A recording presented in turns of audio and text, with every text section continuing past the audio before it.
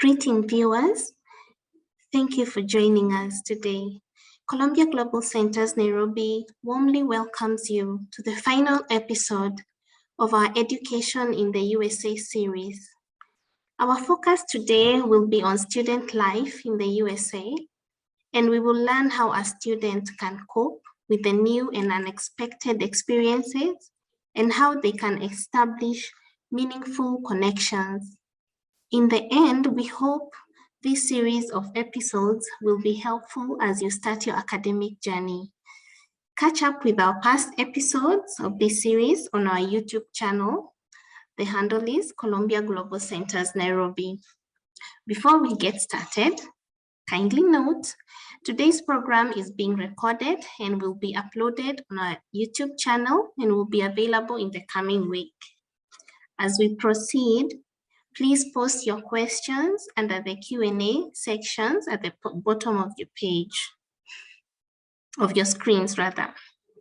Remember to follow us on our social media so that you can stay updated on our upcoming programs. Our handles are at CGC Nairobi for Facebook and Twitter. For Instagram, cgc.nairobi. Our YouTube channel, again, is Columbia Global Centers Nairobi. I would now like to introduce our moderators briefly. We will post their extended bios in the chat section. Hannah Bekele is originally from Ethiopia. Hannah lost her sight at the age of 8 due to an eye disease called glaucoma. She has experienced a lot of ups and downs due to her blindness to reach the position that she is in today. Despite all the challenges, she was able to score a high grade on the national exam and joined Addis Ababa University and earned a bachelor's degree in the field of sociology in 2015.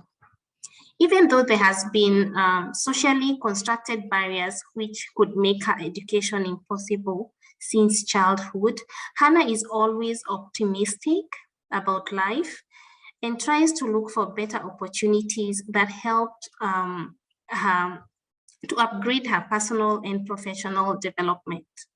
Accordingly, she was selected to participate in competitive programs such as the Mandela Washington Fellowship for Young African Leaders Initiative, which took place in the United States in 2015 at Tulane University in New Orleans.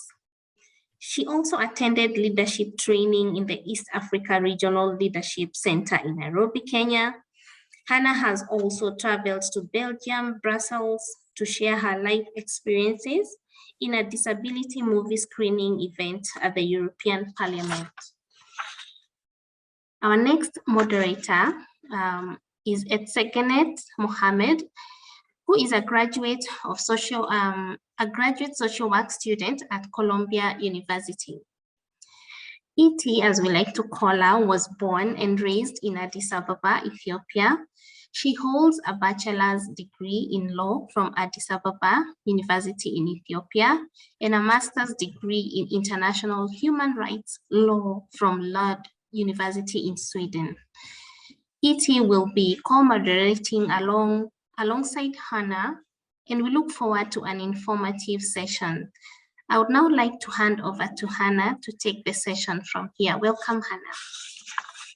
Thank you so much, Pauline, for the nice introduction. I really appreciate that.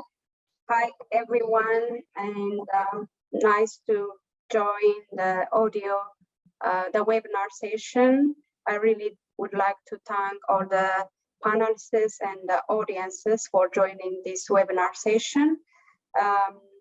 Saying that, I would like to say a little bit about my experience, since I am also an international, I was an international student in Washington University in St. Louis.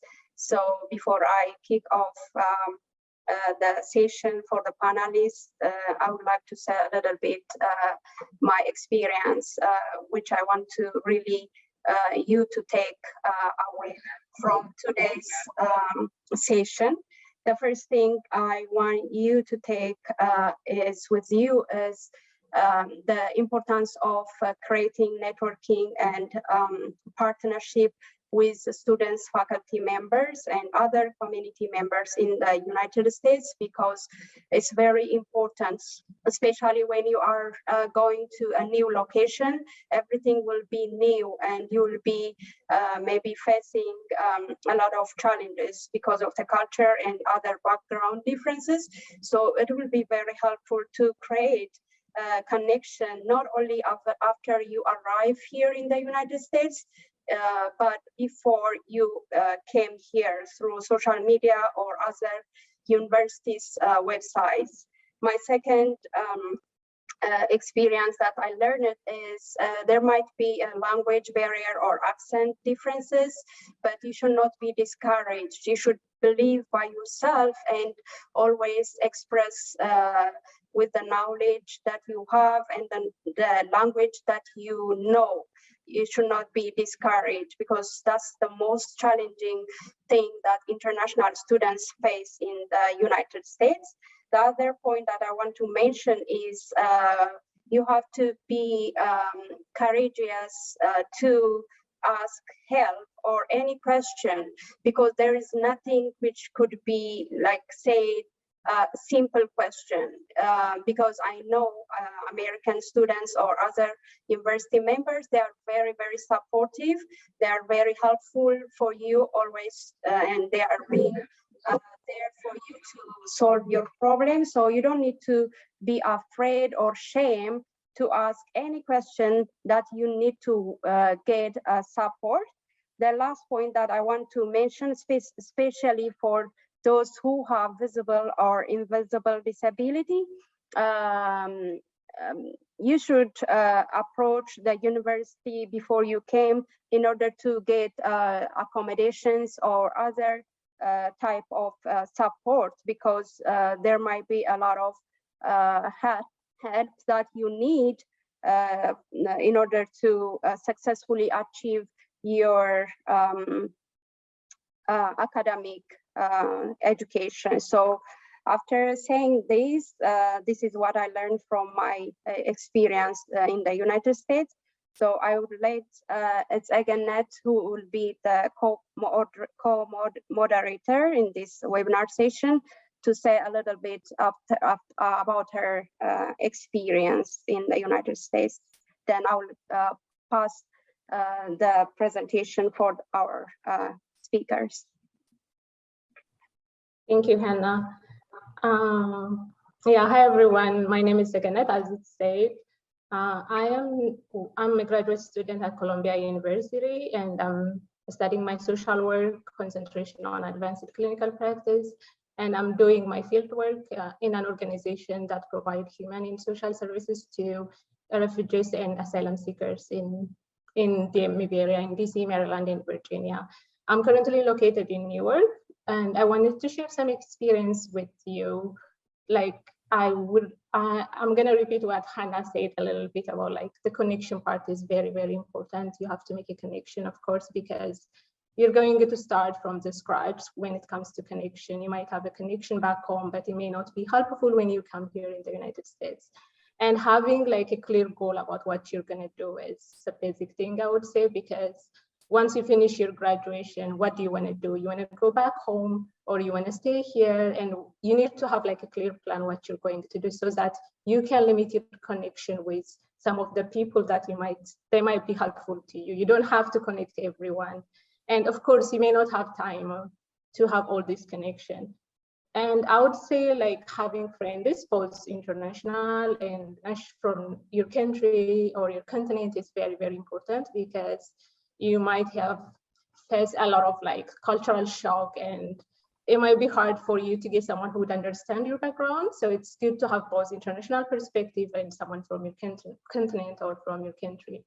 And the other thing I wanted to say is that, like, the mental health issue, because I'm a social work student and I went through a lot of things. So mental health issue is common, and feel free like to reach out to professional help, or it could be something from your community or from someone from your country, because it is something that you have to deal with, especially when you come to your new country. It's expected to have those mental health issues. So I wanted to make it short and sweet. I will be your coordinator, and feel free to put your question in the Q&A section. Yeah, thank you. Okay, thank you, Iti. Now we go for our presentation, and we have three speakers or panelists for our today's webinar session. I would like to introduce our first speaker, Dawood Maem. He is a Master of Social Work student in Columbia University. He is also a matching grant MSW intern, resettlement, asylum and integration program at the International Rescue at the headquarters in New York. He is also a human and social justice advocate. So I welcome Dawood to take the floor. Thank you so much. Thank you, Hannah, for this great introduction. And thank you for everybody, panelists and audience who show up this morning. Let me just share my screen.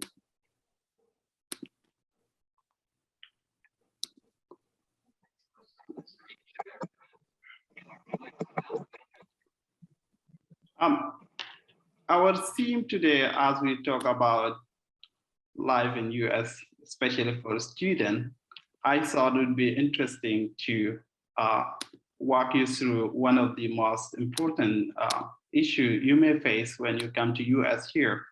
And I want to talk here about cultural shock and cultural adaptation cycle for newly arrived international students. And what I will do in this presentation is to give you the preview of the first 3 months when you arrive here.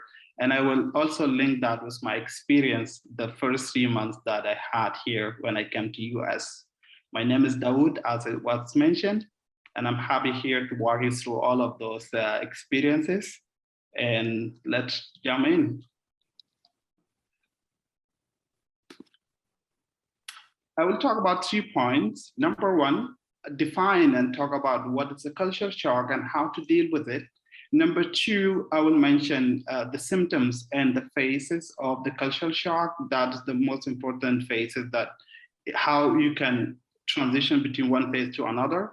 And finally, we'll give you some tips of how to compete cultural shock. Let's start with this question for audience. Just in chat, have you ever traveled outside of your content? I mean here by content, if you are in Africa, if you have traveled outside of Africa before, and if you are somewhere else, have you traveled elsewhere? And have you experienced different culture? And different culture here could include language, food, different way of dealing with people. If yes, just write yes, or if no, in the chat, say no, or sum up for yes, sum down for no. This is for audience, just to see how many people here we have who experienced this topic before. Okay, I see a lot of no, which is great. I'm gonna spend my time and speaking with you and walking you all of those challenges and give you an experience in advance that will help you a lot. Okay, I hope I can see yes here. Somebody to share the experience with me.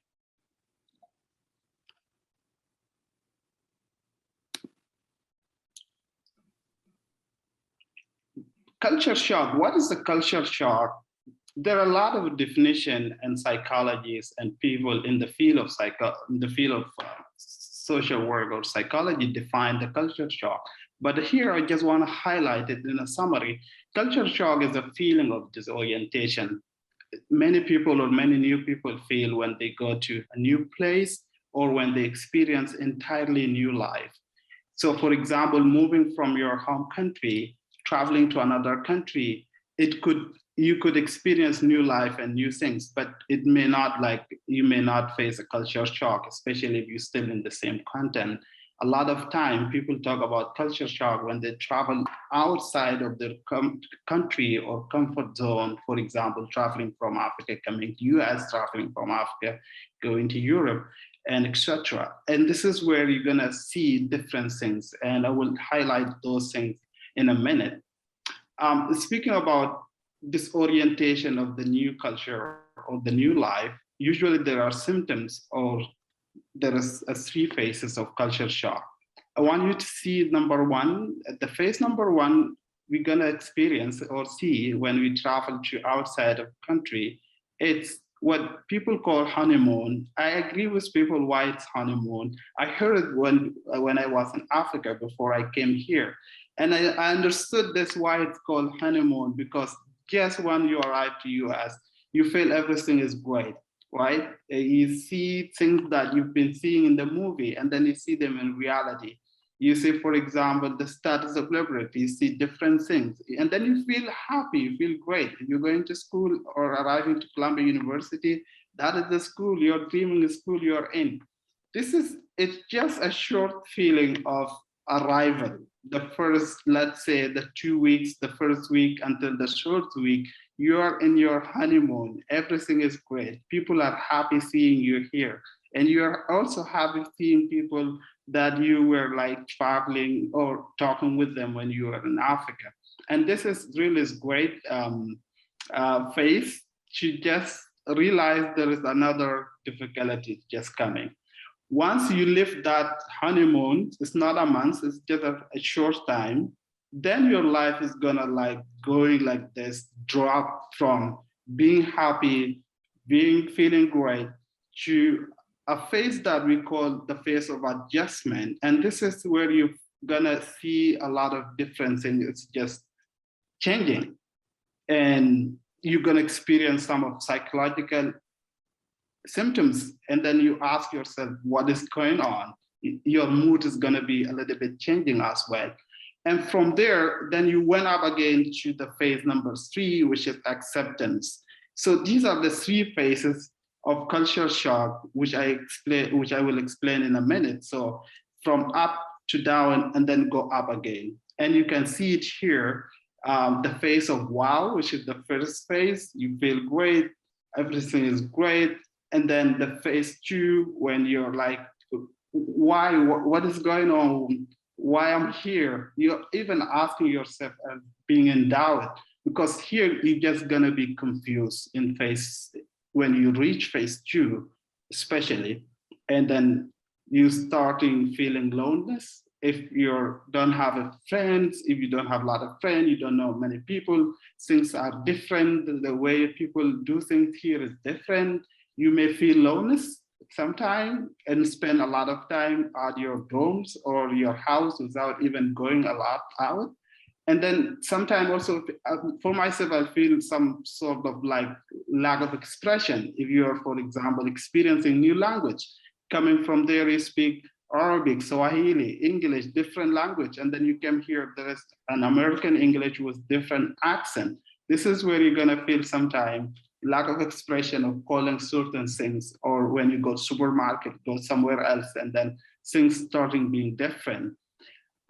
For me, I experience change in mood sometimes. My mood is not like stable, and this is one of things also you can see as a second phase, as you experience second phase of culture shock. So these are the feelings. It's just a feeling that is related to psychological symptoms. And if you feel those things, it's just normal. You're okay. It's just a new life and you're experiencing the different things.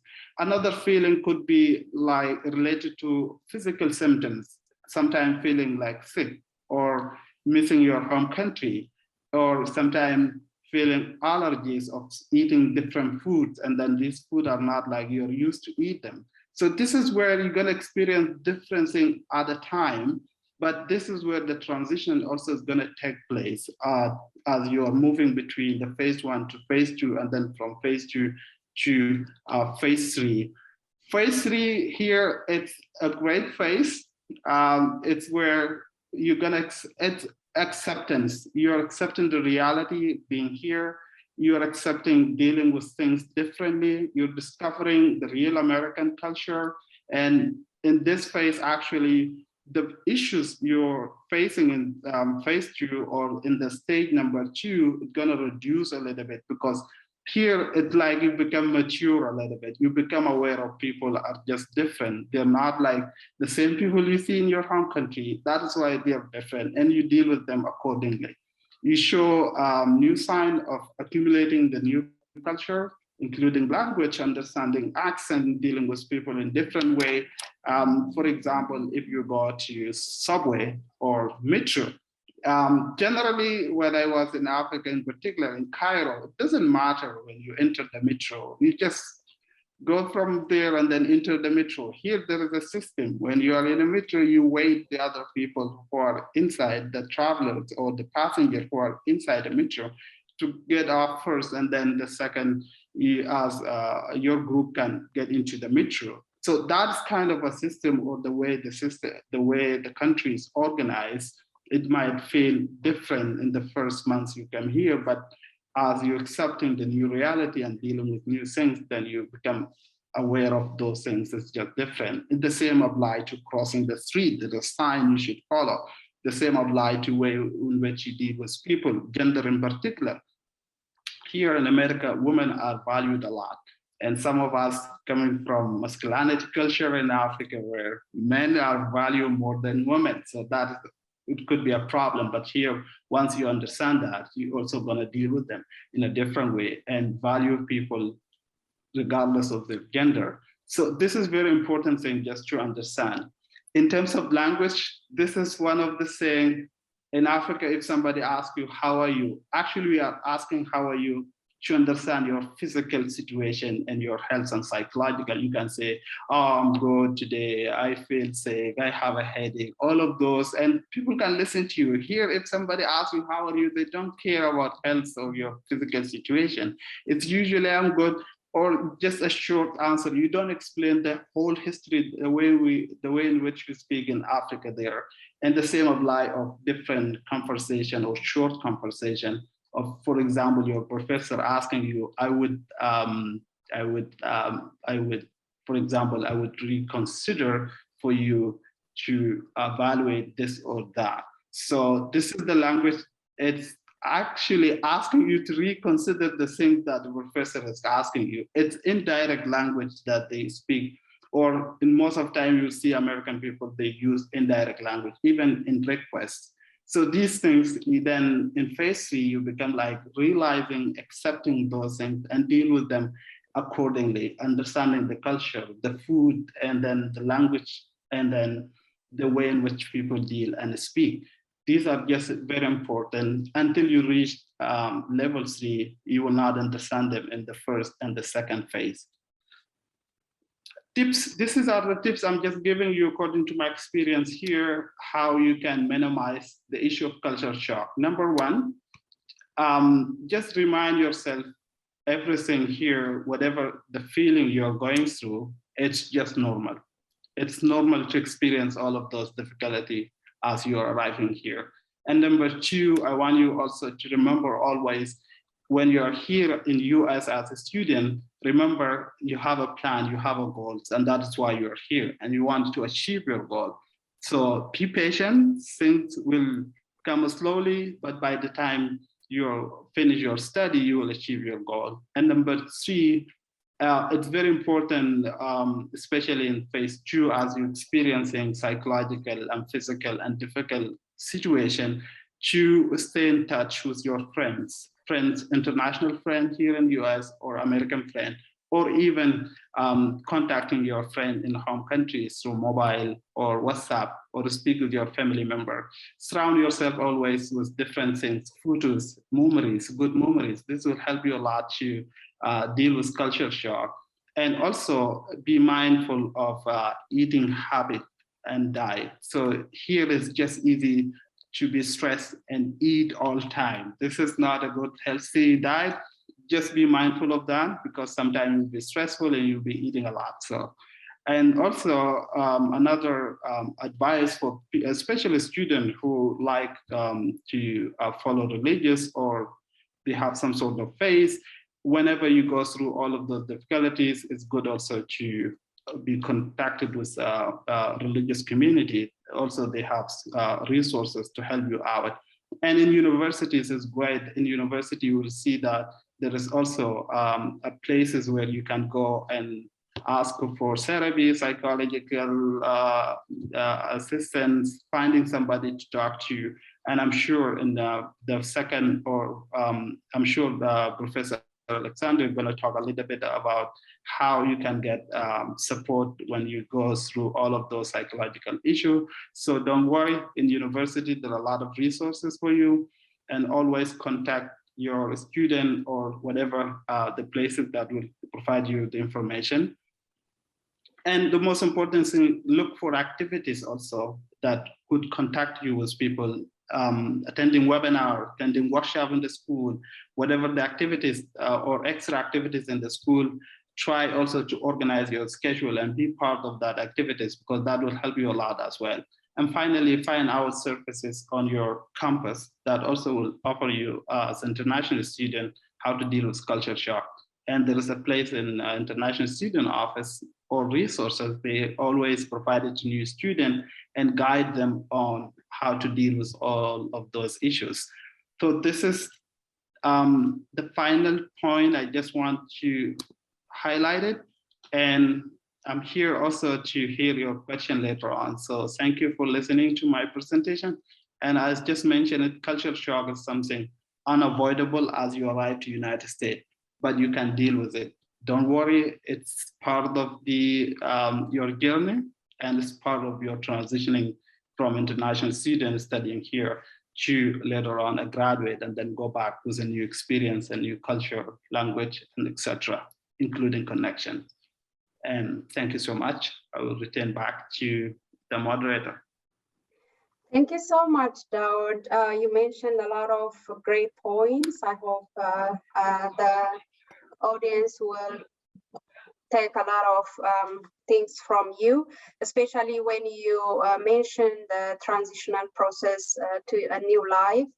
It reminded me my experience, especially the impact of the weather, because in Africa, we don't have the winter, which is like the snow or ice. So the first time it was very stressful. It created a lot of psychological problem on me for 1 or 2 weeks, but I didn't know that was the weather impact.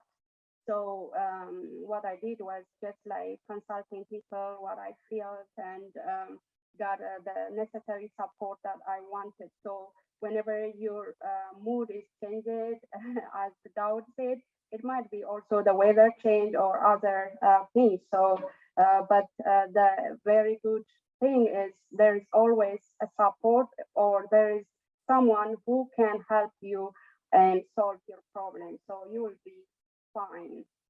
And I will go to the next presenter. I would like to introduce Dr. Alexandra Lane. Dr. Alexandra Lane completed her bachelor's degree in the University of Columbia, her master's degree in Stanford University. She also completed her PhD in counseling psychology at the University of Miami. She works from relational psychodynamic lens to help students improve their understanding and also navigate relationship in the midst of their transition to adulthood. So Dr. Lane is a very important asset, I could say, in order to get help from her. So I kindly invite Dr. Lane to her presentation. Thank you for that introduction. So I prepared some slides. I'm going to share my screen and put them up.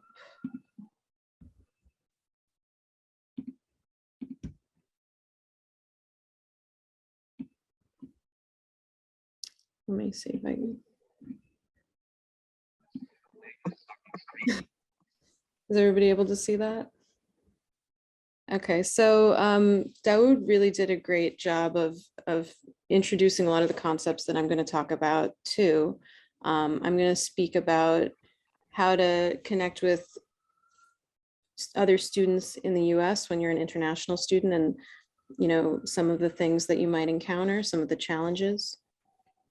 So first, I think it's important to remember that you really need to invest time and effort into making friends. It's not enough just to go to class. You're really going to have to try with a lot of people until you find your people, the ones who connect best with you, the ones who maybe share the most interests or just mutual understanding and can empathize with your situation. And I think several other panelists have already mentioned that it's a really good idea to try and connect with other international students, other people from the same background, and also people from the US. The premise of studying in the US, I think, is to have that experience of connecting with people from different places, even though it might be more comfortable to stick with people who you feel like you have more in common with culturally. I think the most enriching experience is when you connect with people who are different. And so some of the differences you might encounter, Dawood mentioned some of these already, are these communication differences, because in the US, people tend to describe things in a very positive way, even if they don't necessarily mean that literally. And this is something a lot of international students who I've worked with have remarked on, that when you're asked, how are you? That's actually a greeting. It's not a question. You're not really supposed to answer it in depth. You're supposed to say, how are you? Or say, good, and you. So it can be a little disappointing at first to realize that it's not meant literally as a question about how you're doing. That might come up later in a conversation, but this is more of a greeting to open a conversation, or even just to pass somebody and be friendly. Sometimes people will say, let's have lunch. And what they really mean is, I'm being polite. I'm trying to express that I have positive feelings towards you, but I don't necessarily want to have lunch. Sometimes people will say, I have to think about it when you're offered something. Like, do you want to hang out? Do you want to do this activity? And what they really mean is they're trying to be polite, but they don't really want to do what you're asking them to do.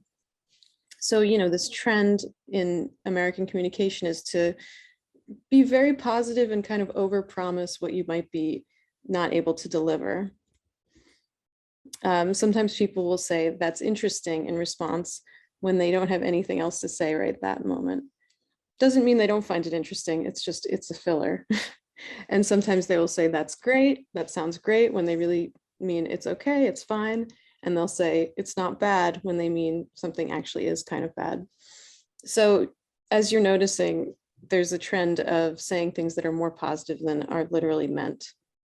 And finally, as Dawood mentioned, people tend to give very indirect feedback. So if someone says, you want to consider doing this, they really mean that they want you to do it, and they are trying to be less aggressive in the way that they're asking.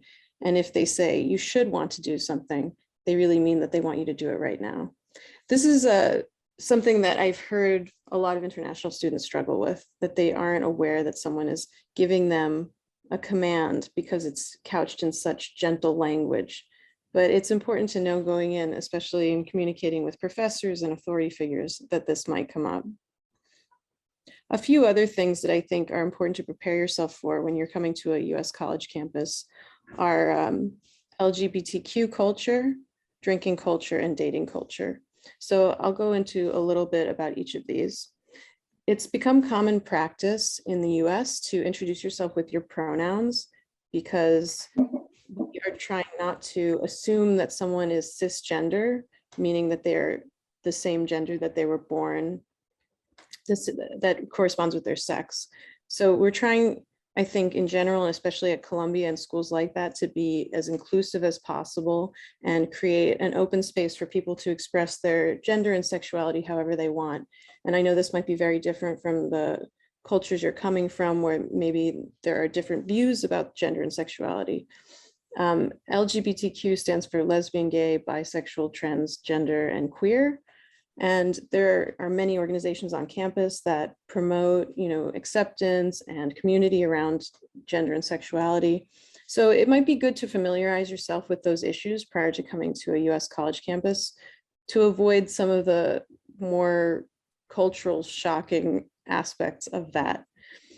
Another thing that might not be a part of your own culture, but is a part of many US college campuses, is drinking as a form of socialization, meeting for drinks at a bar, or if you're underage, in each other's dorm rooms. The age of drinking is 21 here in the US, but most people start drinking before then, and it's a way to make themselves feel more comfortable as they're meeting new people. You don't have to participate in that if you don't want to, but it's good to know that that's going to be something you might want to be comfortable around or actively avoid. It's just something to know and expect. Another thing that might be very different is the dating culture in the US, where people tend to get married later and later in life. So dating in university settings tends to be more casual and less oriented towards long-term commitment. Sometimes it's just for sex, and sometimes it's more for meeting several people and interviewing them almost to see if they want to be in a relationship. And I think the best way for students from another culture with different expectations to avoid feeling hurt or disappointed by having their expectations not met is to just communicate openly with whoever you're dating or trying to get to know, so that they realize what you're looking for and they can communicate what they're looking for. Those are things that might cause some friction at first during the second stage of the culture shock process, but you'll start to get used to it as you become more familiar with US college campuses.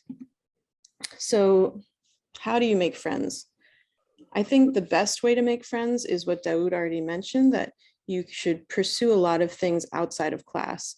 A lot of the life of a campus in the US exists outside of the classroom. Columbia University, for example, has dozens and dozens of organizations, affinity groups, sports clubs, debate societies, organizations around political issues, newspapers that you can write for. There really are an endless number of ways to connect with people, even outside of your classroom, where you might be meeting them more regularly. So if you can join some of those, time permitting, it's almost just as important as going to class in terms of your college experience.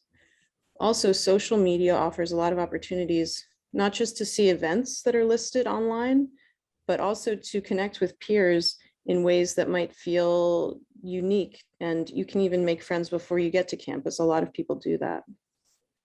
So I think it's important to follow on social media organizations you're interested in, and even just the university's various departments can list events, and that's another opportunity to meet people. And it's also really good to share your culture with your new peers, your American friends. People who are interested in other cultures will really enjoy learning about you, and maybe sharing a meal if you invite them over. And maybe they'll reciprocate by inviting you to share in their US holidays, Thanksgiving, whatever, that you haven't necessarily had a lot of experience with in your home country. So that's definitely a great way to meet people. And then the last thing I want to talk about is how to cope if you're feeling stressed, if you're feeling lonely, if it's harder to make friends than you thought it would be. As Daoud mentioned, there are a lot of resources on campus. Every campus in the US has a university counseling center, and that is where I work. I'm a therapist at the counseling center at Columbia. We offer free individual therapy, so one-on-one, and also group therapy where you're talking in a group of other students who are sharing the same struggles. And it's free for all students. It's usually a part of your tuition. So it's a resource that you can access, and it's a great opportunity to access it, because most other times of your life, you won't be able to get therapy for free. So I really encourage everyone to try it out, and therapy is really for everyone. It's not just for people who are feeling really sick, like they can't go to class or they're not functioning. It can be enough just that you're homesick, or that you're feeling like you want to talk to someone. Maybe you don't have as many people to talk to once you've come to this new country, and so you want to sit with someone and be listened to. That's enough of a reason to come to therapy. And as Daoud also said, I think staying in touch is really important. And because of time differences, I think it's very important to schedule some of these phone and video calls with friends and family, just to keep yourself connected to that feeling of familiarity, the trust you have with those relationships back home. It can be a really important resource to rely on when you're first adjusting and maybe don't know as many people on campus. So I want to just leave on the note of remembering that your differences are an asset and not a liability. You come to the US for an education, but you're also bringing a new perspective for all the people that you interact with here. And I think that's a really important resource that you have. So I think it's very important to remember that you are a gift to the campus that you come to as much as you are getting something from your education here. Thank you, Dr. Lane. That was a great presentation. I believe also that the audience will take a lot of points from you. And one thing I want to add, especially on the point that you mentioned, especially about LGBTQ and sexual orientation.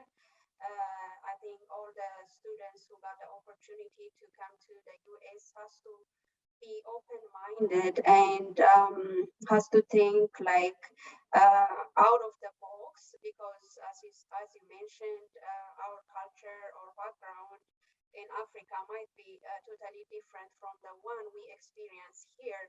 But since we are here to change ourselves academically and in other professional ways, one thing I want to transfer for audience is keep yourself always to be open-minded and try to learn from other experience rather than giving like a judgmental or misconceptional ideas or issues regarding diversity. So I really appreciate if you can think of those kind of issues. Now we came to the our third and the last speaker, who is Felix Ortino. Felix is has a master's degree from Columbia University in law, and he's currently a lecturer in Jomo Kenyatta University in the School of Law. So I would like to invite Felix to share his experience as an international alumni. Thank you. Thank you, Hannah. And thank you. I'd like to thank Columbia Global Center for giving me this opportunity to talk to prospective students. So basically, I would also like to invite my students. I've noticed that out of the 24 attendees, about 18 are my students. So most of them are interested in joining Columbia University, Columbia Law School in particular. And of course, some might be interested in pursuing other areas. So this is an ideal opportunity, and I'm sure they have learned a lot from you guys.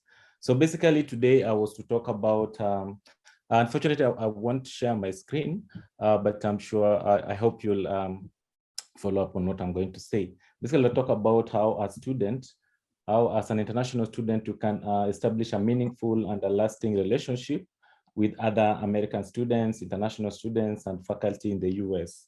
And I'll also talk about how students can cope with stressful situations and unexpected eventualities. You know, having been at Columbia Law School when Corona pandemic broke out, I think I'll be an ideal person to talk about that, being an international student. And finally, I'll talk about how to avoid negative influences in the United States. So first of all, I'd like to tell you as international students that the opportunity to study abroad is one of the most interesting chapters in a student's life. The opportunity to get to meet new people, opportunity to travel, you know, and being in the United States, opportunity, you know, this is Hollywood, you know, this all you've been watching while growing up. So especially now being in New York, you know, when growing up, one of my favorite movies it's called Salt. Salt, the Angelina Jolie was acted in New York. Now here you are seeing the subway and you're like, this is where the movie was, you know. produced. Secondly, White House Down.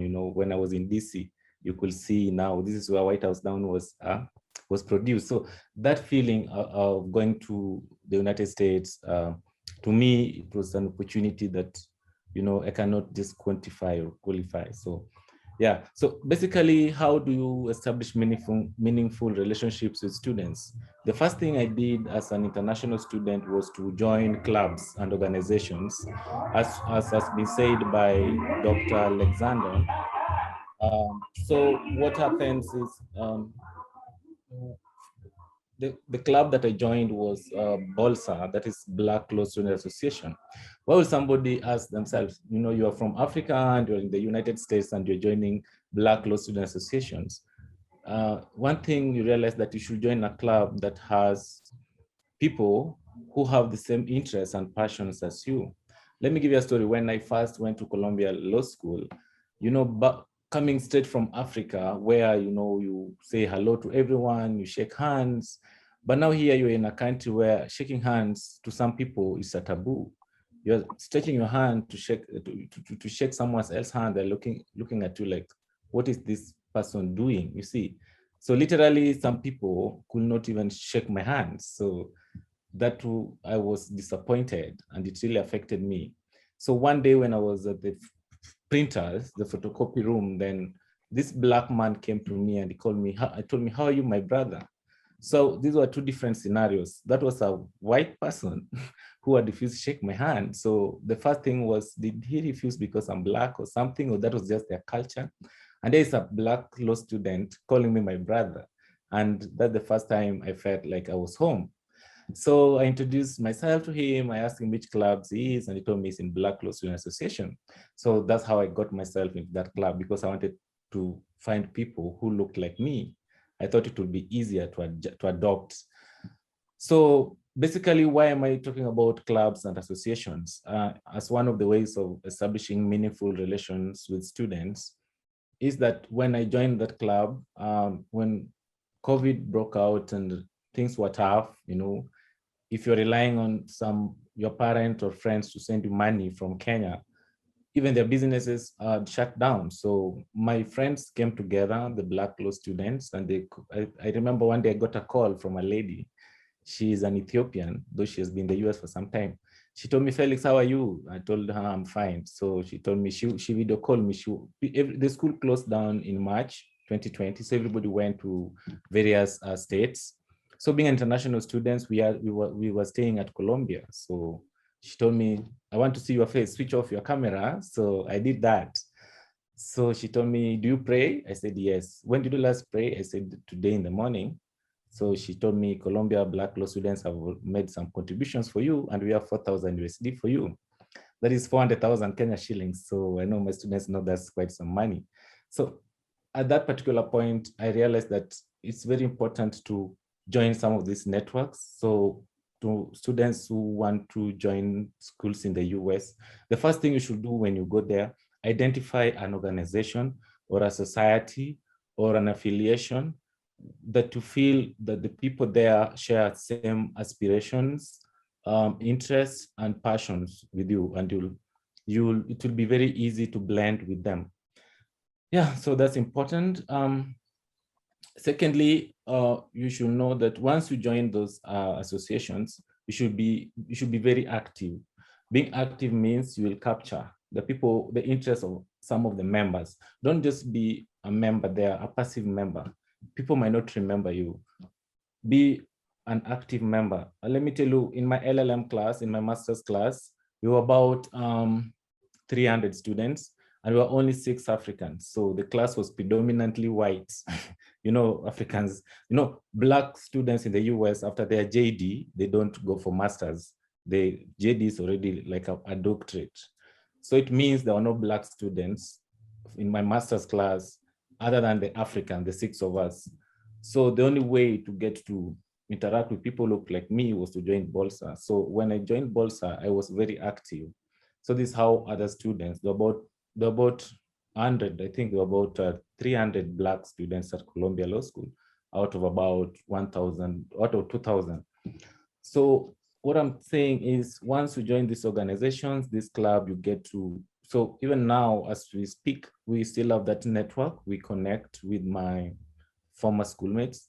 So whenever I have a problem, whenever I have a project back in Africa or in Kenya, they chip in, they link me with various organizations. So that's very important. Secondly, how now on the faculty part, how to get to interact with the faculty. One, you should be interested in being research assistants. At Columbia, we have opportunity for being research assistants. That is, all these lecturers have various projects, various consultancies, they're writing books. So they always want to be assisted. They want students to help them. So once you do that, then a lecturer gets to know you personally. And you know, some of these lecturers are really connected and they're doing big projects for the World Bank, for the United Nations. So I did a course called Sustainable Extractive Industries, where the lecturer is called Lisa Sachs. Lisa Sachs is one of the best lecturers, one of the most known researchers when it comes to sustainable development. So this is a person who gets interested in you, your vision, your aspirations. So at times she used to call me during COVID. She's telling me, Felix, how are things? How can we help? You know. So once you have that personal connection with your faculty, though some of them are so tough and some of them are scary, but you should not. That should not hinder you from having that that connection with some of them. You can even, at Columbia we have talks during lunchtime. All of you know that. So we don't have classes between 12 to 2. It's purely for talks. So if you fear or if you're scared of approaching a lecturer, then maybe perhaps during that lunch talk, or when just most of them organize lunches, dinners, at that particular point you get to be free. You can open up. If you are tensed and perhaps you could not approach a lecturer during maybe official office visit hours. And now to my students in the US, of course, they are what we call office visit hours. I don't think it's common in Kenya, having taught also at KU, Kenyatta University. We don't have a time allocated for students to consult with lecturers. It's upon you to look for the lecturer. But in the US, a lecturer will have a diary on the door. So you go and write your name. You allow 30 minutes for each student. So I think that's very important. So once you go to the US, take advantage of that, get to interact with them, tell them about your plans after your studies. What are some of the challenges that you're facing as a student? Like I had a course that was very difficult, you know. I didn't know what it was about, but because all my classmates were going there, that is a course called corporate finance. So that course was so tough. So I used to go to the lecturer to have a talk, and you see it was past the deadline of dropping courses. So yeah, I had to go through it. So this lecture developed interest in me. And I remember before exam, we had a Zoom call for about 2 hours. He was trying to explain to me some of the concepts in corporate finance. So what I'm saying is, in order to have meaningful and long-lasting relationships, you should not only have interest in what your fellow students are doing, but also develop that personal network with the faculty. Then be interested in activities around the school, like the talks, as I said. When I was in the US, I got to meet former FBI boss, you know, when he came to give a talk, especially a school like Columbia. Let me tell you, maybe perhaps the students do not, some of the students here do not understand how big Columbia is. Actually, it's the 4th best university in the US, the latest ranking. I think after Harvard, MIT, Yale, and Stanford, Columbia is 4th or 5th there. So it's a big school, and it's the biggest school in New York State. So my students who like to join Columbia should just have a picture of the same. So basically, as I've said, get to know your faculty, and then also try to, knowing of faculty will also provide with the opportunities for learning, you know. Yes, so that's very important. Also, you should get a mentor. Getting a mentor does not basically mean within Columbia. A mentor, of course, is somebody who impacts on your visions, your dreams. So while I was at Columbia, of course, some of your lecturers can be your mentors, or former, we could have former alumni or from Colombia who are doing things that we could be interested in. Especially, we have lawyers who are working in big firms as partners, and there are Kenyans who went through Colombia. So get to know more about them. Having been from Kenya, it means you have more or less similar challenges. So they'll be the ideal persons to tell you how to go about it, how they went through it. And let me tell you, at times, and my colleagues will agree with me, in the US, you can send about 50 CVs. I remember I sent over 50 applications to various top law firms, and all of them we got regrets. They'll tell you that, Felix, we're impressed with your credentials, the good things you've done back at home, but we're sorry, we will not take you now. Americans are they know how to play with their words. They'll tell you like, oh, you are among the most qualified. We like your credentials, your CV, the good things you've done for your country. But for now, they're telling you, like, they make you feel like there's a second chance. They tell you, we will not take you now, but try next time. So when you go there, some of these lecturers, the faculty, once you have a mentor, they'll help you navigate through some of these challenges. So next, we also have what we call, I want to say, most schools also have mentorship programs or counseling or career guidance. Columbia has a Columbia Law School, for example. I'm sure even other schools have Department of Career Guidance, where they bring all these experts or top lawyers or top professionals, especially, I'm sure even the social work school, the journalism schools, they bring top lawyers from these big firms in the world, the likes of Baker McKenzie, the likes of, Clifford Chance. So you get motivated.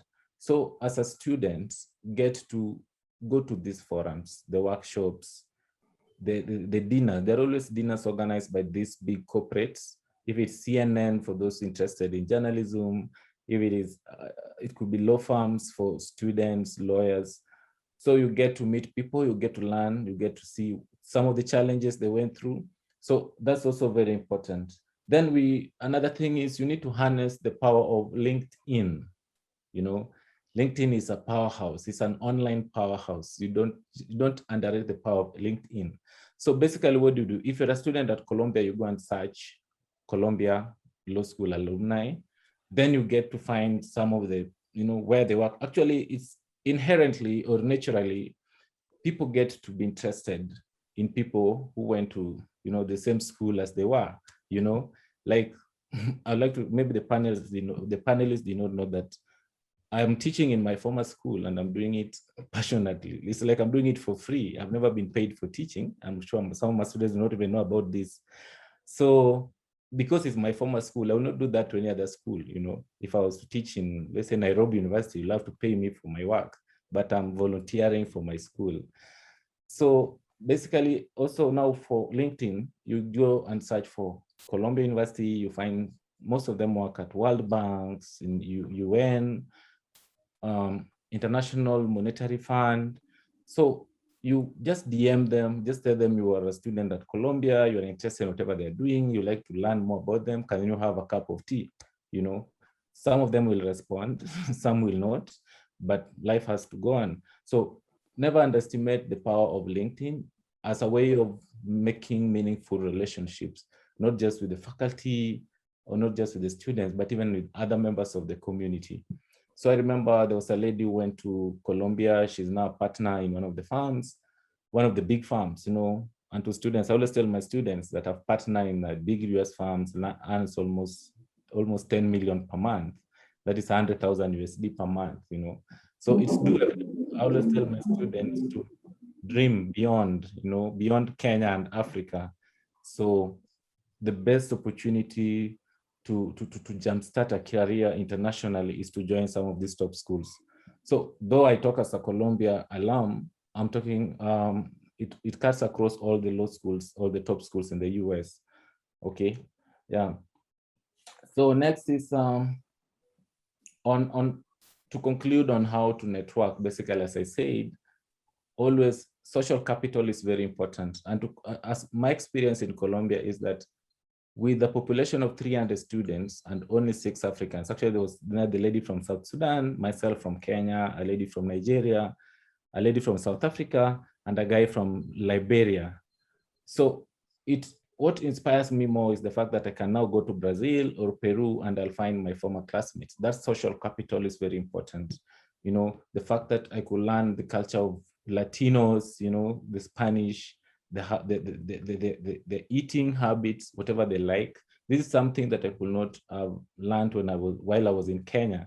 I always tell my students that you have to study outside the country for your masters, you know, so that you learn how people think. I can say that I went to the US in 2019 and I came back just the other day, but I can say I'm a different person, socially, I think intellectually, and how I think. So that's an opportunity that I would not have gotten if I did not go to the United States. So on the first topic, I think that's all. Secondly is how to avoid negative influences abroad. So I'll give you an example. My roommate was from Germany. So I think he was, what in Kenya we call it a cool kid. I think they were rich. So one day when our first week in school, people are going out, people are trying to know each other. So people are going to a party in Brooklyn, those rooftops. I know Dawood, you know them. They are big, they're nice clubs in Brooklyn on rooftops, big lights, you know, the ones you see in movies. So I dressed on, I was going with him. So when we were just about to get to the subway, 115th Street, so he told me, Felix, have you bought your ticket? I told him, no, I thought it's free. So, you know, it's $100. You know, $100 in Kenya is 10,000 Kenya shillings. I don't know what that can do. So I had to coil my tail and go back to the room, you know. So the moral of the story is know when to say no, you know. It doesn't mean that I didn't have the $100 then, but I had not planned for it, you know. And you see clubs, most people leave clubs at 3 or 2. And this was like 11 p.m. So I was asking myself, I have to go and dance for 3 hours and I pay $100, you know. So in Kenya, you know, we go to clubs, we don't pay anything. If you pay something, maybe perhaps you'll redeem it.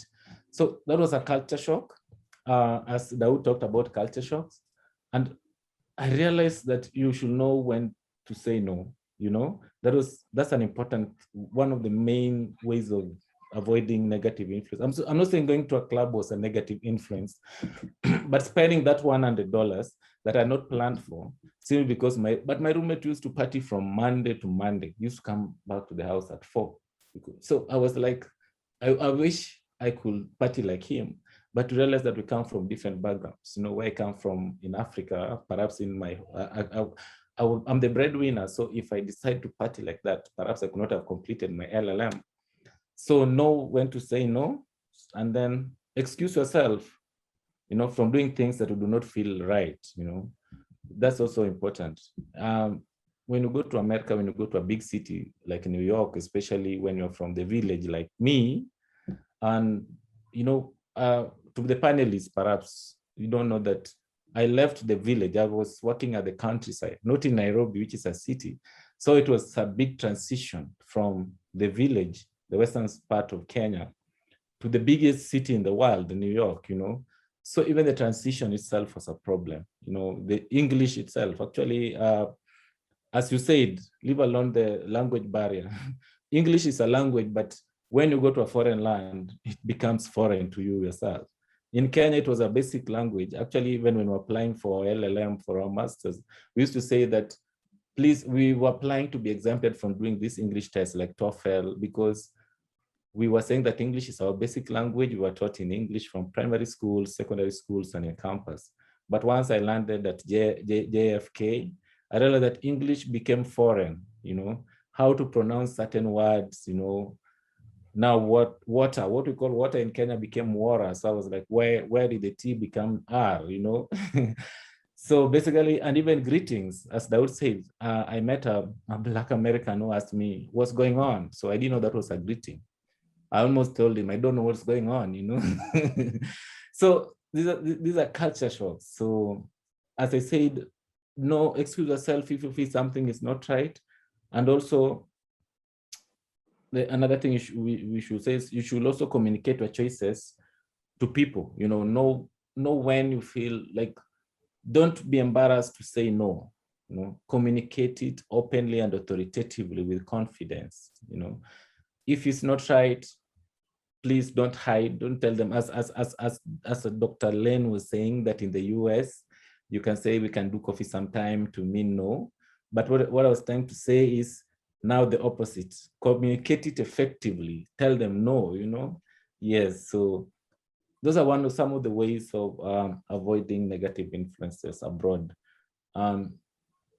Though as a postgraduate, most of you, of course, will be, as compared to undergrads. Undergrads are very young when they get to the US. They're 18 years. They're not even allowed to drink. But as a postgrad, I didn't have many challenges. I did not experience peer pressures.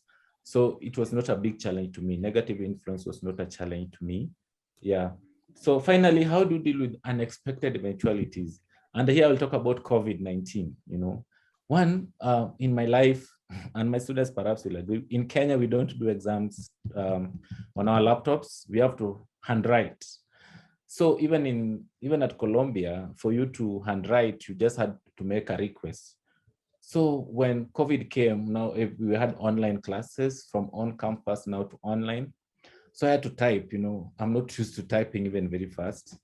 So the first culture shock that I had was now typing an exam within 2 hours, you know. If writing a letter at times, it could take 10 minutes and that's a 1 page.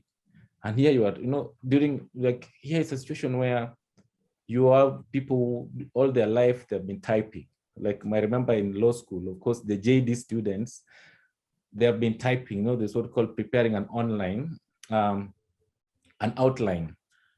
So they're always typing even when taking notes. I've been handwriting my notes. So now we have an exam where you have to type. So this is an eventuality that not expected, you know. I'd even made a request to do my exams, to handwrite my exams together with most of my African colleagues, you know. So now we had to adjust. There was no room for us because all the rooms were closed. Exam was being monitored from home, you know. So that was something I didn't expect, but I had to adjust. And I would like to say that I was not prepared for that. So that's an eventuality that something that really affected me. Migrating from on-campus experience where you have your one-on-one with your lecturer to online classes, that was hard for me. Secondly, of course, everybody went home. The 6 Africans now, the few of us were now on the hostel. So most people could afford to go back. In my country, that's Kenya, the president had given an executive order that no flights were to land in Kenya, even bodies. So I was depressed, actually. And those who know 115th Street, I used to stay on 114th Street, where we have Mount Sinai Hospital. There, you know it, right? On, I think it's Amsterdam Avenue. So we could see bodies. We could see those white containers that carried bodies. So I was depressed. I was like, if I die now, and the president has said bodies are not taken back to Kenya, so I'll be buried here. At that time, there was a mass grave at Bronx. I'm sure you heard about it, where they were burying people in mass graves. So these things really bogged me down. So in my culture, where I come from, if you die and you cannot be found, let's say you're a soldier and you've died in a battlefield, they'll bury a banana, you know. So this thing was going in my mind, like they're going to bury banana instead of me if I die, because you can remember basically when COVID started, it's the Black community that were mostly affected. So here is a Black man from Africa who is just next, who is in Manhattan, the middle of New York, which is the most affected city in the world after Wuhan. So these are some of the eventualities that I was trying to cope with, and it was really hard for me. But actually, I made it through. We went through guidance and counseling. The school was really cooperating with us. I remember we used to be given vouchers to buy food because, of course, most of us were broke. So that's how I got to. This was the only eventuality, I think, that I experienced, of course, other than the culture shock that Dawood has explained, and Dawood has actually equally explained on how to deal with the culture shock. There was no major eventuality that I could not handle. Yeah, that's all, and thank you. Wow, Felix, Thank you so much for sharing your experience. It was great. And I thank you, all of you, for sharing your rich experience in order to make the audience learn something before they come United States in order to pursue their education. Before I pass for ET for the Q&A session, I would like to say the getting an opportunity, educational opportunity in the US or other countries might be a very exciting opportunity, but it has also challenges as it is mentioned by the panelists. But the good thing is there are always a coping mechanism if we prepared ourselves. So that's, I think this webinar session is prepared. So I hope you got a lot of information that will enable you to use in your future career. Thank you so much. Then E.T., you can take the floor. Thank you, Hannah. And I would like to thank all the presenters because it was really rich, especially Felix. Thank you for sharing your experiences, and some of your experiences like in line with my experiences. And I would like to thank Dr. Alexandria too. Thank you for sharing your experiences as well. And I had like a similar experience when it comes to pronunciation stuff, because when the first time I heard about it, when they asked me about like my pronunciation, I thought they're asking me like how to pronounce my name.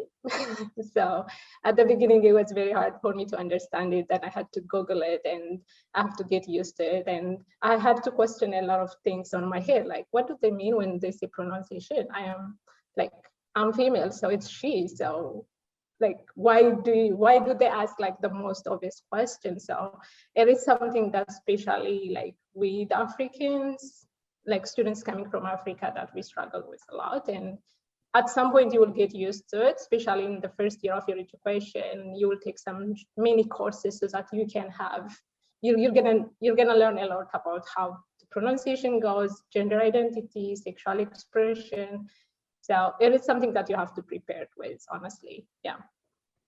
So when I will proceed to the question. So one of the questions that came was how to recognize the pitfalls experienced in the social or party gathering. I think it goes to Alexandra because you mentioned about like participation in different events organized in the US. So I guess the questions about how to adjust to awkward situations in parties or social gatherings. And yes. I think all of the panels have spoken to this somewhat. The best way, I think, is to be confident that you can ask questions if you don't understand something. You don't have to pretend that you know what someone's talking about because you're coming from a different place. There's a reasonable explanation for why you wouldn't understand things the same way that another person here does. So I think asking questions, being open to being told something that you don't expect, and just allowing yourself to not know things, because that's why you're here, is to learn things. So I don't know exactly what pitfalls are being referred to, but I think that kind of covers most of them, that if you go to shake someone's hand and they don't want to shake your hand, you can ask them about that and you can explain, oh, from where I come from, this is what we do. Is that not what you do here? And that'll be a moment where you learn something as small as that, or something larger where you say something and someone gets offended by it. You can say, oh, is that something that you don't say here, or what's going on? In that case, what's going on would be a real question and not just a greeting. But yeah, asking when you don't know, because that's also a way for you to figure out who is a safe person, who's a person who's open to explaining cultural facts to you, cultural references, and who maybe is a person who's less open-minded, who you don't want to spend as much time with. Yeah. Thank you, Dr. Lin, and I agree, Dr. Alexandra, and I agree with what you said, because like we don't have to know everything here, and they don't expect us to know everything, and we don't have to pretend. If we don't know it, we don't know. If they come to our country, and if they imagine if they wanted to be an international student there, they will ask, and we will answer, and we don't get offended whenever they ask questions, and we know that they are new. So it is good to be straightforward and ask the question. Yeah. And the other question, or like I would say it's like a statement. So how do you deal with expectations such as gifts during Christmas from those you are associated with? Daud, do you wanna answer to that question? Thank you for, yeah. When it comes to the gift, just, you know, I just noticed in last few months, gift is part of the American culture here. There are a lot of events going on here. Your birthday, your friend birthday, your family birthday, anniversary, holidays, whatever. In those events, you're expected sometime to, if you're gathering as a group, to some sort of like organize a gift or give somebody a gift, or you may receive a gift yourself. So this kind of things that happen here. So just be mindful whenever there's a social event related to birthday or Christmas or religious events, you may think about what kind of gift you want to give to somebody.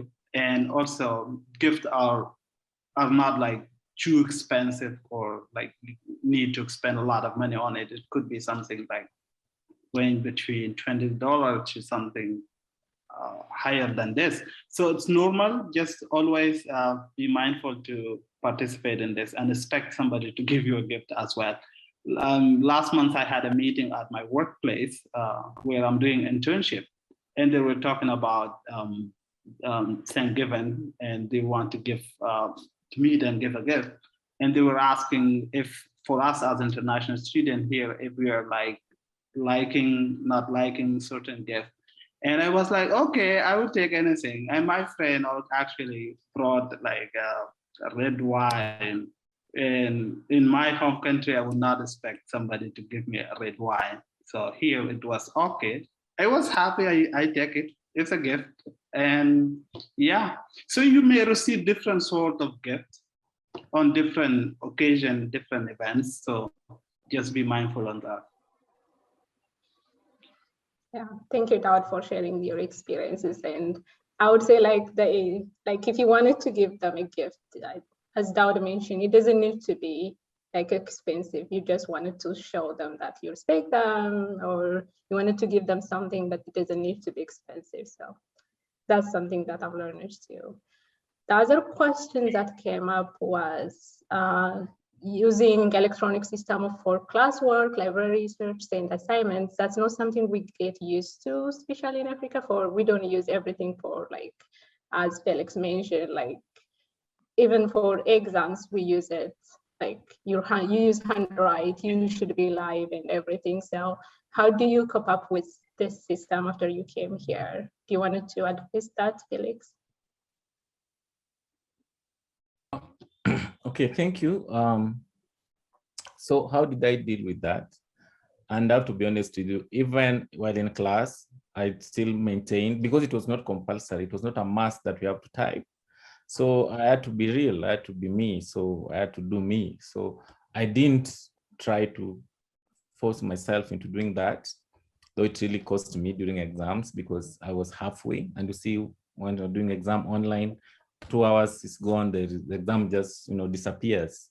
So if I had known that, because what we were told is that you'll be handwriting your exam. So I did not foresee a situation where I will have to type. So basically, even while I was in school during the semesters, I did not try to learn how to be typing my notes.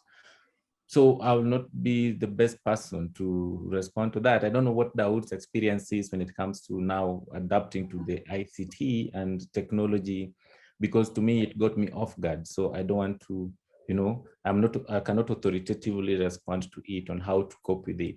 Yeah. Do you want to address that, Daud? Your experience regarding that? Experience regarding using electronics, right? Computers, all of those things. for classwork and assignments, even for classes purposes. Let's just mention one thing. There is a digital divide that we're living in. For example, you may live in Africa in a certain place or a village where your entire education has been in person, not using any electronic. And suddenly you can hear all the assignment are online. Everything is through the computer, and even the submission.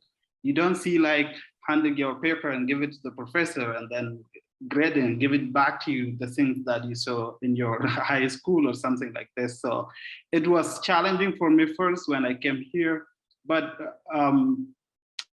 you see, there is usually orientation training. There is on Canvas or some sort of a platform where you can like understand how to use a computer, how to use the assignment online, how to submit, organize your assignment or your work and submit them to a professor.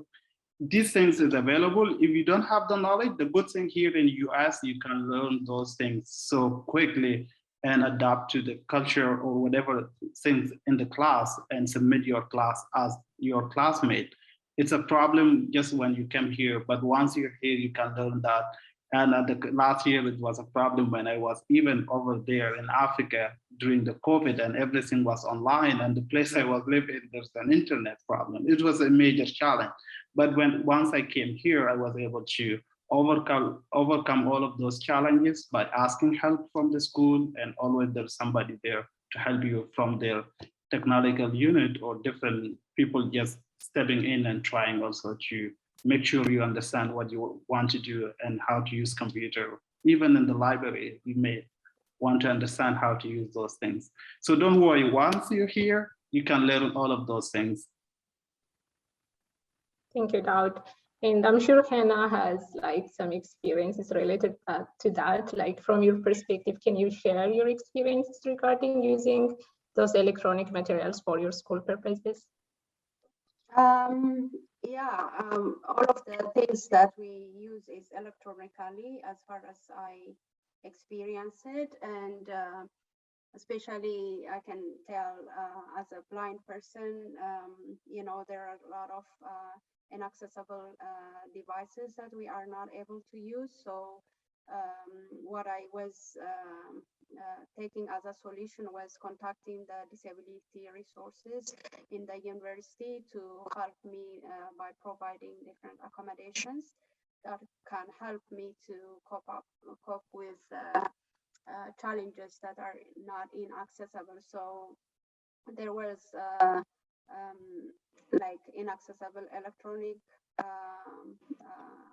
formats, textbook or other reference books. So the disability resources translate that into alternative formats. So that was very important point for me to be successful in my education. And the other point is, as Daud mentioned, there is help always when you ask something. That's why at the beginning I tried to mention how important to ask help. So whatever you might not have the knowledge how to use the website or the data system of the library, but there is a librarian who is always there, even to search articles for your assignments or homeworks or whatever you want. So it's always very resourceful people around the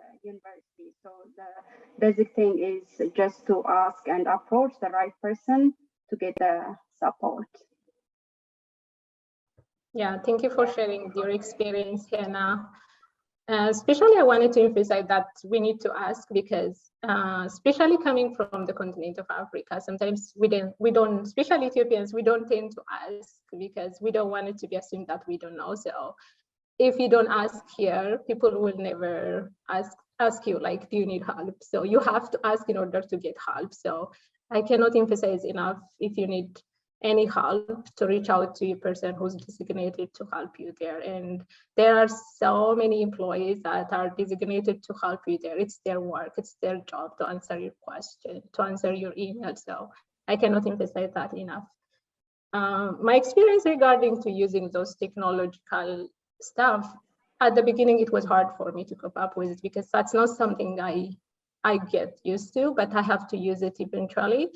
And I remember that I missed a couple of points regarding discussion board because it's online. It was an online course and I have to post a discussion. And I didn't know that I had to do it. It was my first class on the first day. Before the first day of class, I had to post something. And I lost a mark. Then I reached out to the professor and tell him my situation. Then the professor reconsidered it. So it's always good to ask, but that doesn't mean that it's going to be easy, but you'll get used to it eventually. So don't panic when something happens to you. So the other question that came to here is that balancing work life or study life. Can you hear me now? So balancing study life, self-care and socializing, especially like when we start classes, it's very, very busy because of the course and the assignments and everything. And I think the question is related to that, like how do we need to balance those things, especially related to self-care and building such social connections. So yeah, can you address that, Dr. Lee? I think there's a few suggestions I would make.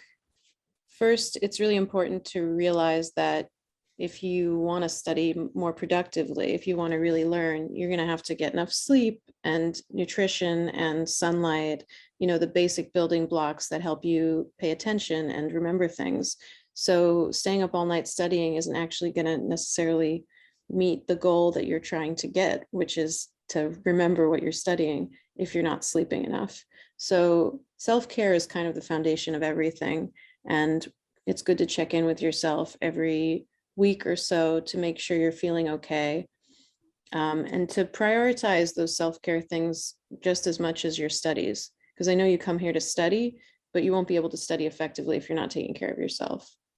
And then the other thing I would suggest in terms of how to socialize, even during times when you feel like stressed that you need to study and that you need to get some work done, is to try and participate in study groups and make studying a more social activity, because you're going to be amongst other students and they're going to also need to study and work, but it doesn't have to be a really isolating practice. You can do it together. This is particularly true for law students, students in the sciences where you have to cram for exams. That can become a social event, where you're together in the library and then maybe you take breaks together. So you are getting some social time in and bonding with each other even while you're working. So I think there's going to be ebbs and flows. There's going to be times when you have more time for extracurricular activities and times when you have to focus more on school. But there are ways to sort of check in and try and incorporate all those different aspects of your life together, the social parts, the self-care parts, and the schoolwork. And to not be too hard on yourself if you sometimes feel like there's an area that's slipping, because we all have that happen to us at various points, and that's okay. Thank you, Dr. Lin. Daud, do you want to add more on that? I think she addressed all of what I just want to say, but I can answer the other question about the roommate. Yeah, go ahead. And the question is, the question is, how do you deal with a loud roommate when you are quiet? It's a really good question. Can you ask for the roommate to change? Yeah. It's not only a problem because your roommate is a loud person or speaking loud. There's many issues could happen in an apartment between you and your roommates. Just to understand, here in US, you may end up in the apartment, only you got one room and the other people getting different room and you don't know them even. So that is may not the situation from we are coming in, right? Back to home country, you may live with people, you know them, relative, friends, people from your community. And in some occasion, when you travel to another city, you may end up living with different people. But here, this is normal. Inside the school, when you live in a dorm or in the building belonging to university or even in the city. So how to deal with that? The first thing, just once you get into the apartment, that's from my experience, is just to sit with your roommates and having like a plan, setting goals, community, roommate agreement, whatever the name, and then tell them exactly what you like, what you don't like, and how you like want to live in this apartment, how you can share things together to avoid the misunderstanding and the problem from the beginning. If you do that, that will guarantee like and reduce many problems that could happen later on, even though you don't know them, but you still live in the same room or the same apartment. So it's good from the first day you arrive to introduce yourself and ask them how all of you can live together and share this apartment. Another problem could come from cleaning. There is like a common area, like kitchen, living room, different places. So you need to set up a plan and know exactly which day who is going to clean what. And if you come up with that plan also would be helpful.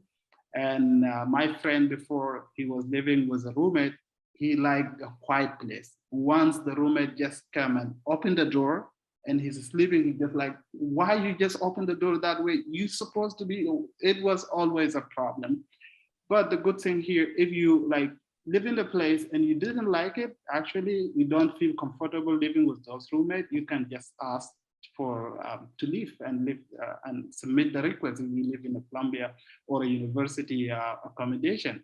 And you may transfer to another place. And usually the reason is unmatching roommates. You're not usually agreeing with them, and it could happen. So don't worry, always have a plan, talk with them, be open-minded, and also be honest with them on what you like, what you don't like.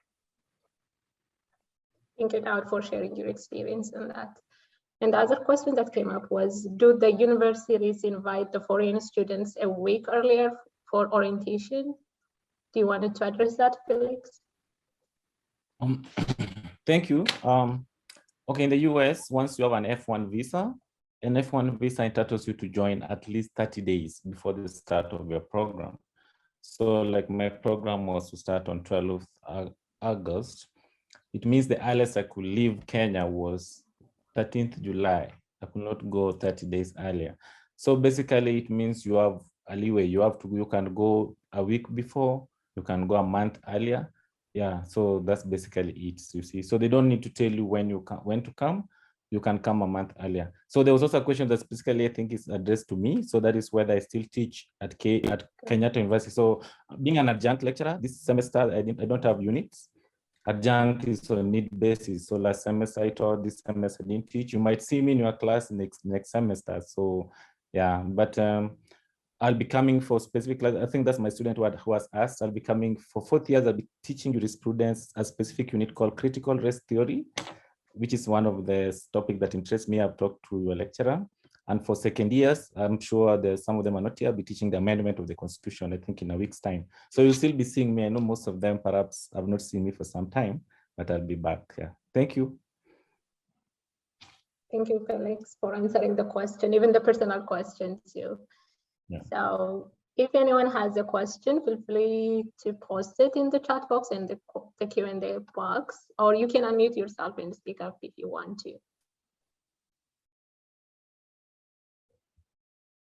Just to add to what Felix said, in Colombia here, at least there was like, before you start the semester, a week before, there was an entire week for orientation. And that orientation is available for especially new student and incoming student, all of them, they can attend those orientations. And it's really a good place to come and learn all of those things. There would be a session about using library, introducing you to the community, and session about general things in university, things that are sensitive like sexual harassment might be, of course, offered online, but there could be a discussion on orientation day in small group. There are many things that's going on in that week, which is great for you to come and attend orientation week, and then knowing about your courses and your plan and all of those things. So yeah, I think it's available, yeah.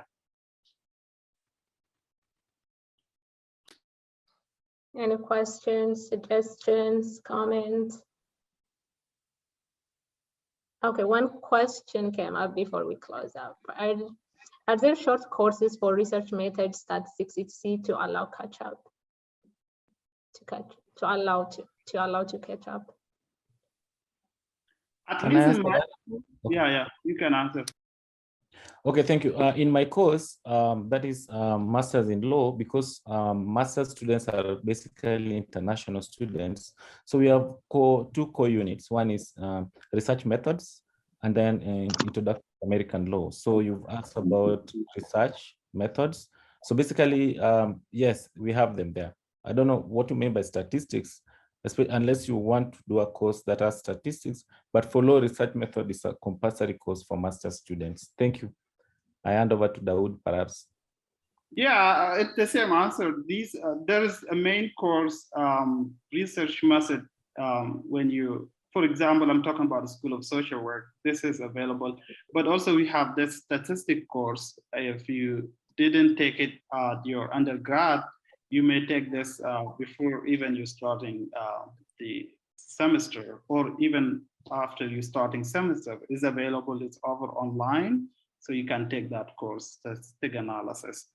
And with that, I just want to say final word. It's just a takeaway message. And here in US, things I learned, you can live here in US, especially in New York, and then you will be available or able to live anywhere in the world, anywhere in the globe, because things you will learn here and people you will meet from every course of life, then this will help you to live everywhere. And the second thing I learned here in US offer you two things, and those two things are guaranteed 100%. One thing, it's what we call American dream, and to achieve actually your dream. That is part of why you're here, right? Why you come here in US to achieve your dream, study, graduate, or get a job here or over in your home country. That is a guarantee if you come here for a study. And you can do that actually if this is your plan. So it's usually something that you need to struggle with and go through it and then achieve it. So that is what I call the possibility and opportunity is 100% guaranteed here. The second thing also is guaranteed here in US, you can lose your track simply. You can simply be homeless or losing friend, money, or simply jail it. You can go to the jail. This is really serious here. So you need to respect laws and a lot of things here in order to achieve your dream. So these are the two tracks. Always, are you coming to US? Think about which one you want to follow. The possibility of achieving your dream and being proud of yourself, or the second track that can easily take you off of your way and then end up losing everything. So coming here, always asking yourself, the first day you arrive to airport, this is the new country, how, where, and when I want to achieve my dream and how I want to do it, and put the plan clearly, because if you don't follow that one, you may end up in a miserable situation. But I'm hoping as you're attending this session today and the previous webinar episode, I'm sure a lot of you will be coming here with a clear plan and with clear goals, and also go back to be part of the people building the world and participating in assisting in solving the issues that facing your home country, your community, or even the world. So looking forward to see you here one day, and thank you for having us this afternoon. Yeah, thank you, Dawood, for emphasizing that. You're right, like you will be either successful or you will be fail, and it's very hard to be the middle ground. So thank you for that message. And with that, I would like to thank all the presenters for sharing your rich experiences and your background. And thank you for the attendees for actively participating and listening to us. I will hand it to Leland now. Thank you. Thank you so much. That was a great session. Thank you, our panelists, for sharing your experiences and the organizing team for such a great work. And thank you all for making this webinar a success. I've really learned a lot, and I have a couple of takeaways, but I may not share them now. And I would want to appreciate our audience. We sincerely value your support and participation, and we hope you enjoyed the session. Join us on on this conversation and on the upcoming series on our hashtag college admission in the US. I will be posting that shortly. And as Daud has said, we hope to see you in our upcoming sessions of the series, as well as other webinars in the pipeline. Also remember to follow us on YouTube, on Twitter, on Facebook, and on Instagram, as well as LinkedIn, that will be shared with you shortly. And with that, I want to say asante sana, which means thank you very much, and bye.